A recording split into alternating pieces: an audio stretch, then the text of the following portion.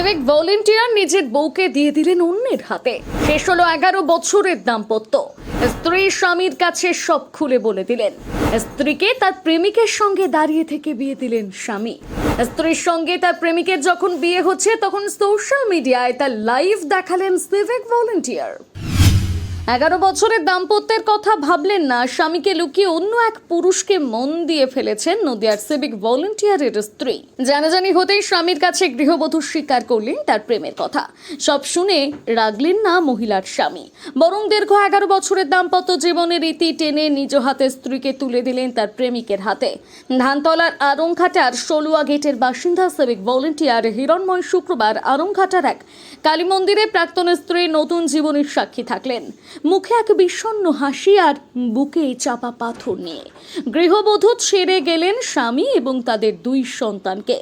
স্থানীয় সূত্রে খবর, ধানতলা থানা এলাকার বাসিন্দা হিরণময় সমাদ্দারের বিয়ে হয়েছিল 2014 সালে।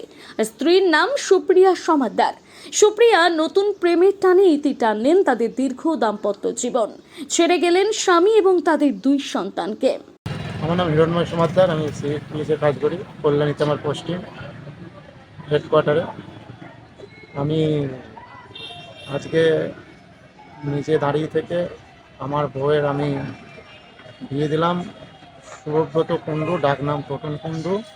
ওদের দীর্ঘদিন সম্পর্ক ছিল। আমার বাড়ি আমি না থাকা অবস্থায় রাতে যাওয়া আসা ছিল এবং ওরা দুজনকে বিয়ে করলো। সে লিখিত দিয়ে বিয়ে করলো এবং লিখিত দিয়ে দিয়েছে।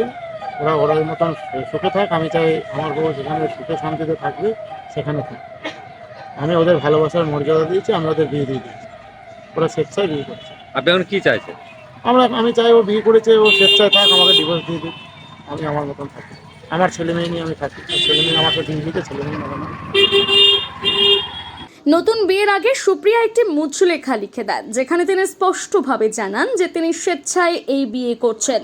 একই সঙ্গে তিনি উল্লেখ করেন যে তাদের 2 সন্তান তাদের বাবার কাছে থাকবে এবং পরবর্তীতে আইন মেনে তিনি সন্তানদের দায়িত্ব নিতে পারেন।